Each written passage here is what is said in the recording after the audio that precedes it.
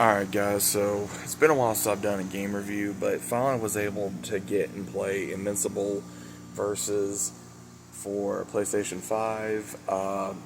If anybody doesn't want to be spoiled, then obviously click off the video if you don't care, or if you're interested, or if you should get the game, or whatever. Again, I am a fan of Invincible. I saw the trailer, I was like, okay, cool, we got a game coming out. And if anyone was like, oh, should I get the game or what it is? Initially, standard, it's like $49.99. For the deluxe edition, it's like 50 something bucks plus tax. So that's like probably 60 something bucks, depending on where you're at. So the entirety of the story is obviously you're playing as Mark, aka Invincible. You're playing as Adam Eve.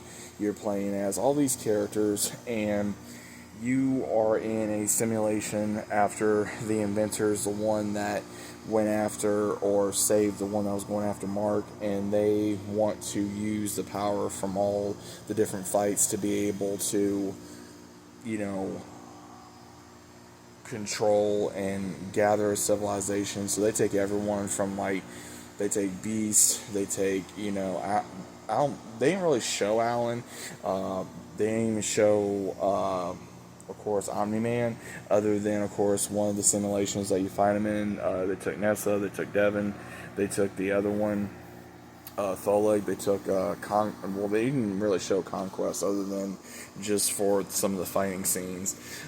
They took the rest of the Guardians, Monster Girl, they took Robot, they took Fire, all these different ones. So you play through all of them, you're playing, through against them. They're able to change their appearance into the Viltrumites, like Omni-Man, Anessa, Conquest, etc. And you just continually fight them. And the ending I got is where you do beat them, and then it just shows that the remnants of their ship or whatever is on Earth, and that's how it ends. So initially, the story is like an hour and 15, I think, and that includes the credits and everything. It took me probably about like an hour 15, maybe hour 30. There was a few matches I had to restart. Now again, there was a few people that were saying, oh my god, this game's like this or whatever, and I'm just going to be straight up. Again, if you guys have played Mortal Kombat, or if you guys have played Injustice, and you know the mechanics of pretty much button mashing or whatever, especially arcade style, then you're probably going to be used to this game, and it's not going to be that bad for you. I just went through the story normally. I just wanted to be able to see what the story was. I was disappointed that it was only an hour long. I thought it was going to be a little bit longer. Some of the graphics could have been better too, in my opinion, so I'm not exactly sure what exactly the point was for all this. I'm not sure if there was going to be more content at some point. I'm assuming so, but my thing of it is like you should have just went ahead and just put the whole game out and see how it does and gone from there. But to have the game be priced at that much, and you only get an hour's worth of gameplay for the story, and you can do training or verse or arcade mode where you just go up the ladder to win like you would in any other arcade type style, PvP game. Again, I don't think that price was very fair in my opinion. Again, I think that should have been maybe 30 bucks or 25 out of my personal opinion. The game is good. It's fun, especially if you're an Invincible fan, but is it one of those, I would say you could play it off and on? I would definitely say probably wait till it is on sale, because they are going to add more characters again, I'm assuming, or more story or DLC content to the game.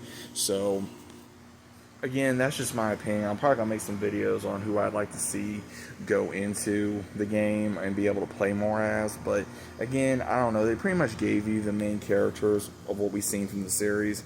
But at the same time, I am a little upset about how long the story was. I am upset that they didn't really give you a tutorial to a certain degree. They did of like, okay, this is what buttons you press for this. They gave, especially if you buy the game on a physical copy, it shows you what buttons to press. Or if you just go straight to arcade mode, if PvP or training, then you can do that if you want and figure it out yourself. but that's what some people were complaining about. Other people were complaining about how long the story was. Other people were complaining about the graphics, or it just wasn't that good, or it was a waste of money. So I'm not sure exactly how well it did on sales, but I'm hopefully that it did do well on sales. But what I say, this is something that I think Invincible fans wanted. I would say that's debatable. So again, if you guys have played Invincible Versus, let me know about it down in the comments.